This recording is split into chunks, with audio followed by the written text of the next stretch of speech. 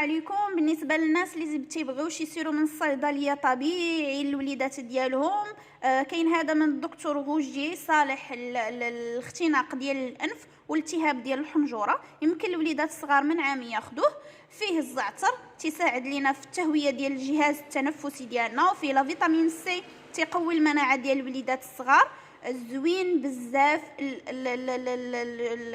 التنفس ديال الاطفال، وكذلك تيسرح المسالك ديال التنفسيه بالنسبه للوليدات.